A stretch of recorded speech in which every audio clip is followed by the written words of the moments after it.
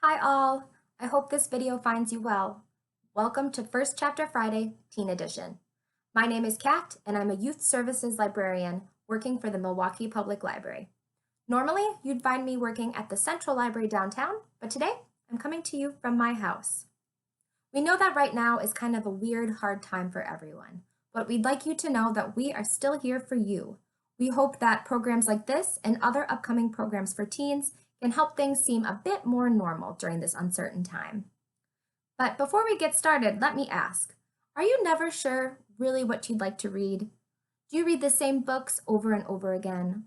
Or do you read the same author over and over again?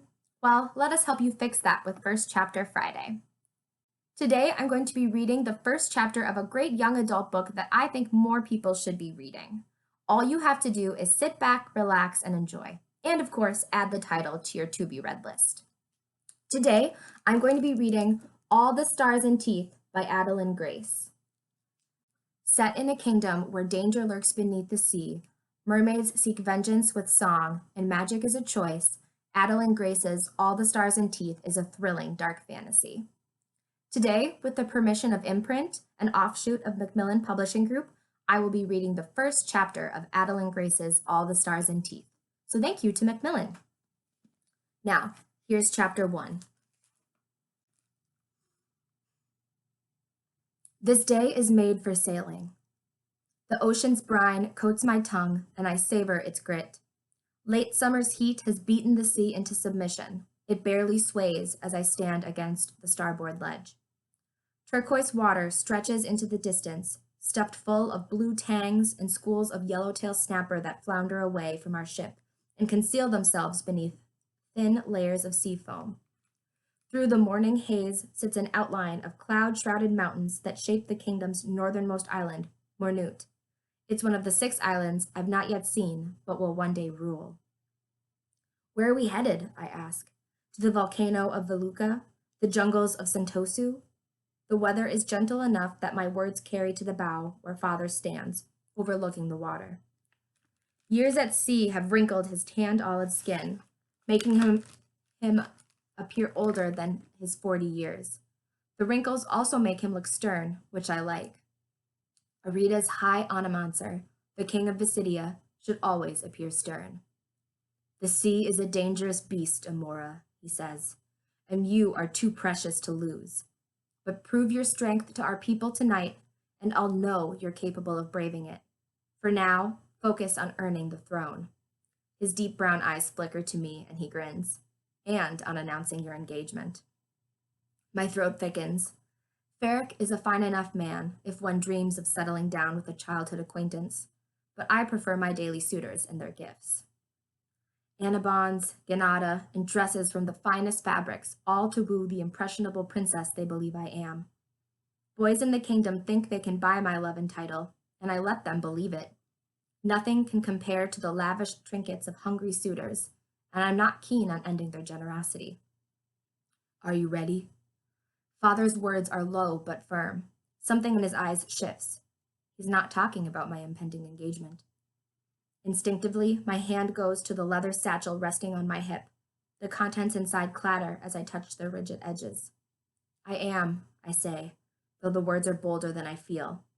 Because even as the king's only child, my people will not simply hand me the crown and let me lead out of birthright.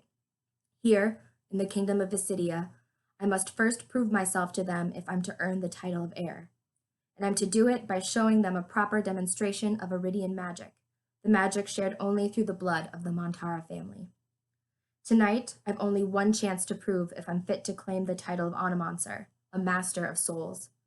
But my people won't settle for a good performance. They demand excellence, and I'll give them just that. By the end of the night, I'll prove to them there will never be anyone better suited for the throne. Sprawling mountains of ripe green and lush cliffsides stretch before us as the sea tugs our ship toward the docks of Arida, my home island.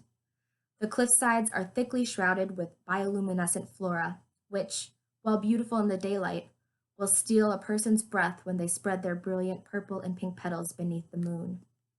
It's magnificent, yes, yet a thick knot of bitterness constricts my chest as we approach. I try to ignore it, but it sinks into my gut like an anchor. I love Arita, but gods, what I wouldn't give to turn the ship around and keep sailing. Our sails bloat as wind hauls us toward the harbor, and Father readies himself to dock. I may be expected to run the kingdom one day, yet Father still refuses to teach me something as simple as sailing the Duchess. As I'm only one of 2 potential Montara heirs, he tells me travel is too dangerous. Despite my years spent begging, arguing that I should be able to set sail and see my kingdom, he hardly lets me touch the helm. But that just means it's time to try harder. Today is my birthright, after all. I shoo my worries away with the seagulls that circle the main mast and join him. Father's lips pucker as I smile. He knows exactly what I want. Please? I rest my smooth hand beside his rough one on the helm, craving the sun-kissed glow and sea-roughened calluses he wears with pride, the telltale signs of a voyager. There's not much time left before we dock. The waters are growing shallow, beating angrily against the ship as we near Arita. A small crowd of servants and royal soldiers wait for us on the red sand, ready to whisk us away in preparation for tonight. No. Father squares his shoulders to block me out. I duck around him to claim his stare. Yes, just this once? Father's sigh makes his broad chest quiver. He must sense how badly I want this, because for the first time in my life, he steps aside and offers me the helm. My free hand grips the smooth wood without missing a second, and I suppress a shudder at how it feels between my palms. Natural, like my hands were built for this. You must go slowly, Father says, but I'm only half listening. The ship feels every bit the beast I wanted it to, able to take on the sea's promise of adventure and conquer anything in its path. It's strong, fearless, but I sense its reluctance to listen to me. The ship is like my people. It demands only the most deserving captain and will accept no less. I scrape my nail gently against the wood and twist the helm just an inch. The ship shudders in response, considering me. Father lingers close, his hands twitchy and ready to take over should something go awry. I won't let it. I am Amora Montara, Princess of Visidia, and heir to the High Onomancer's throne. There is no ship I cannot sail. There is nothing I cannot master. The wind shifts with a gust of air, disturbing the sails and pushing the vessel an inch or so to the left. It's not a big shift, but the ship is challenging me, and I'm not one to lose. I adjust my grip on the helm to correct it. I don't need to look up to know we're coming into shallow water. I can feel it in the ship's behavior, in the way its steady back and forth lulling stiffens into something rigid and fierce. Tighten the grip of your left hand. Father's voice is distant, but I do as he says. The ship creaks in response. I am Amora Montara. I dig my nails into the Duchess again when the ship quivers. The power of Iridia is within me. You will obey. The Duchess groans as we hit the sand, and the impact rattles my chest. I lose my footing and scramble to get a better grip, but the helm is slippery from the ocean's mist, and my face slams into it. Jagged wood scuffs my cheek, causing the ship to laugh as it settles into the sand. I pull back, running a finger along my skin. It comes away, dripping blood. The ship has won, and she knows it. I can't remember the last time anything made me bleed. Amora! Father's voice cracks in horror. Anger swells in my belly as I glare at the hands that have betrayed me. Blasted ship. All it had to do was listen. By Cato's blade, you're bleeding! Tonight, I must be perfect. There's no room for ugly injuries that signal weakness. It's just a scratch. I shoo him away. Mira will be able to cover it. Father wears guilt in the wrinkles between his pinched brows. The sight of it makes anger rip through my veins like poison. It's not his fault I'm bleeding. It's not his fault I cannot command even a ship to listen to me. I take Father's arm before he can say anything else. We descend the bridge of the Duchess to where Mira waits upon sand the color of fresh blood, standing between several rigid men and women who sport light blazers with rose gold trim.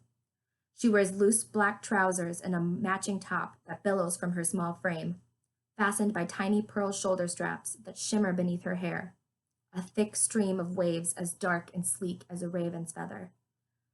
The rose gold trim along her outfit matches the royal emblem she wears proudly on her chest. It's the same as the others wear, the skeleton of an eel wrapped around a crown of whalebone. Though she's hardly older than I am, Mira's sharp face is prematurely wrinkled from constant anxiety. In her 5 years as my lady-in-waiting, she's taken every moment possible to fuss over me, as protective as my parents. When she catches sight of my cheek, she gasps and draws me forward. Today of all days! She fishes a handkerchief from her pocket and rubs it across my cheek. Fierce disapproval lingers in the backs of her squinted blue eyes, and as I await the verdict, she frowns. The wound's fresh, so we may be able to conceal it if we act quickly. Come, let's get you ready. I glance back as father seeking his smile of encouragement, but it withers into a frown as the officials draw him in, whispering secrets not meant for unproven successors. I take a step toward him, silently begging him to turn and seek my counsel or invite me into the discussion, but Mira grabs hold of my hand. You know they won't tell you anything. Though her voice is soft, the words feel like claws. Not until after your performance. I shake Mira's hand away, letting the ship steal my attention. Its wood creaks with laughter as it settles onto the sand, mocking me. The sound sinks into my bones, and I wonder, if I cannot rule one ship, then how am I ready to rule an entire kingdom? That was chapter 1 of All the Stars and Teeth by Adalyn Grace.